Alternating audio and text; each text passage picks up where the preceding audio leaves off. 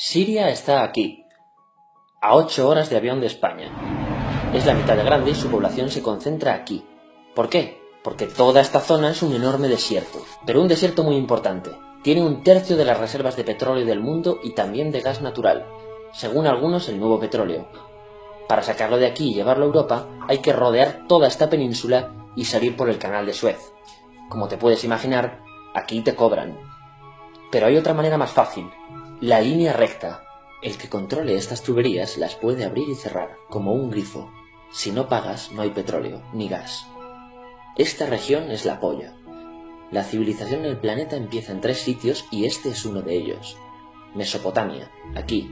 Sumer, que te sonará menos, pero es el puto inicio de todo. Aquí también. ¿Recuerdas la Torre de Babel de la Biblia? La hicieron estos tíos. Egipto, aquí. Siempre ha sido un punto de contacto entre Oriente y Occidente, dando a Asia salida al Mediterráneo.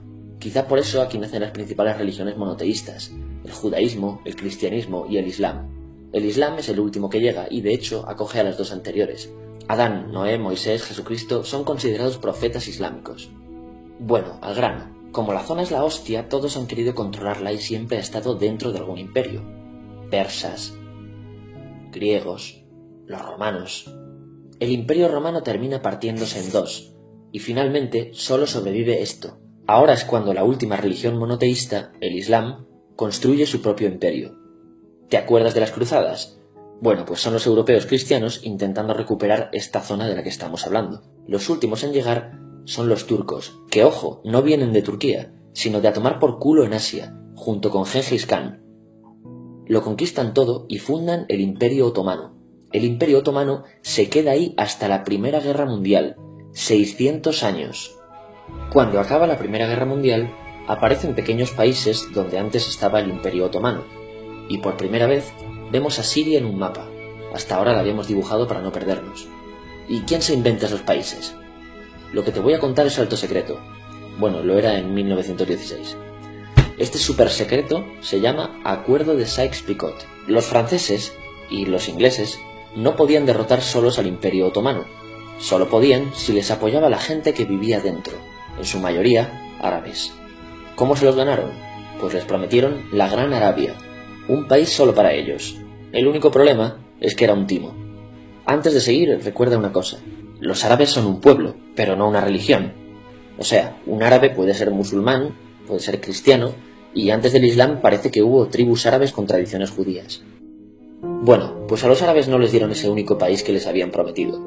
En su lugar, franceses y británicos crearon muchos países pequeños. Estos países, obviamente, no eran países de verdad, sino zonas bajo su control con gobernantes puestos por ellos. Durante este tiempo hacen lo que quieren con la zona. Recuerda que hay petróleo. Siria, aunque no tiene grandes reservas, tiene fácil salida al mar, y Francia, que es la que se ha quedado con Siria, se lo da a compañías extranjeras. Después de la Segunda Guerra Mundial, los europeos se van. En el caso de Siria, son echados a patadas.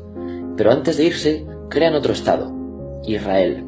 No es el momento de hablar de ello, pero es un estado muy polémico que sus vecinos no reconocen. La prueba es que nada más irse los británicos, todos estos estados lo atacan.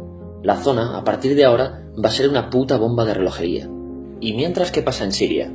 Bueno, pues no es muy estable. Tiene golpes de estado constantes. En esa época aparece en Siria una ideología que se hace con el control y se expande por el mundo árabe, el Ba'ath. Esta ideología mezcla el antiguo sueño de una sola nación árabe con ideas socialistas. Y algo muy importante, es laica, o sea que no es religiosa. Siria se llega a unir con Egipto, un país con el que no tiene frontera. Pero no es algo raro, muchos de estos países intentan hacerlo también. Como recordarás, a esta gente se le había prometido un solo país y las ganas las seguían teniendo. Pero la unión falla. En este tiempo Egipto les convence para nacionalizar el petróleo. En Siria, Al-Assad, el padre del Assad de ahora, se convierte en jefe del estado Ba'ath. En Irak, también Ba'ath, comienza a ganar fuerza Saddam Hussein. Las diferencias entre ambos países dividen a los partidos Ba'ath de otros países en pro-Siria o pro-Irak. Ahora ocurre la Guerra Fría. El mundo se divide en 2. O eres de Estados Unidos o de la Unión Soviética. Son años muy movidos en los que se pegan constantemente con Israel, invaden su vecino Líbano y comienza una oposición islamista al régimen Ba'ath de Assad, los hermanos musulmanes. Vale, volvamos atrás un momento. Recuerdas que la mayoría de árabes eran musulmanes, ¿verdad? Pues dentro de los musulmanes hay 2 ramas fundamentales, los suníes, la mayoría, y los chiíes. En el caso de Siria, a pesar de ser un estado laico, los gobernantes como Assad y jefes militares eran chiíes, los cuales representan menos del 13%. En cambio, casi el 70% de la población es suní. Un dato curioso es que los cristianos son casi el 10%. Que los chiíes controlen el gobierno y el ejército mosquea a la población suní, y este sentimiento es aprovechado por los hermanos musulmanes, islamistas radicales suníes. Estos toman las armas en la ciudad de Hama en contra del gobierno, y Assad acaba con la revuelta a costa de matar miles de civiles y encarcelar a mucha gente. En el año 2000, Assad padre muere y le sucede Assad hijo. Ante las presiones libera a muchos presos, trae internet y esperanzas de cambio. Hay un periodo de gran debate político y aparece la oposición. También vuelven los hermanos musulmanes. Los siguientes años son difíciles. Arrestan a la oposición. Y Bush incluye Siria en el eje del mal, y esto la aísla. Está mal visto negociar con Siria. Los kurdos, un pueblo que vive distribuido por varios países de la zona, empiezan a protestar también. Hay represión y muertos. En 2011, te sonará esto, ocurre la Primavera Árabe. ¿Qué es esto? Bueno, es una protesta que se va propagando por todos los países árabes pidiendo más democracia. Como ves, el mundo árabe, a pesar de estar dividido en países, tiene tendencias generales. Cuando llega a Siria, Assad hijo termina usando el ejército y en los enfrentamientos mueren unas 1000 personas. Los enfrentamientos irán escalando hasta que se conviertan en guerra civil. No hay un momento exacto de inicio. Lo importante es que hoy en día hay numerosas facciones en juego. Vamos a verlas. Pero primero piensa en que todo está dividido entre chiíes, la minoría, y suníes, la mayoría. Chiíes y además laicos, o sea, no religiosos, son el gobierno de Al-Assad. Controla todo esto, que si recuerdas son básicamente las zonas chiíes del país. El gobierno de Assad está enfrentado al resto. También mayoritariamente laico, pero suní, es el Ejército Libre de Siria o FSA en inglés.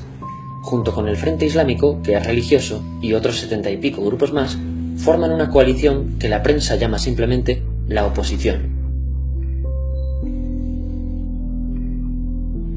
También suníes e islamistas, pero radicales, son Al-Nusra, llamados Al-Qaeda en Siria, porque son básicamente eso, Al-Qaeda en Siria. Otros islamistas radicales son el ISIS o Estado Islámico.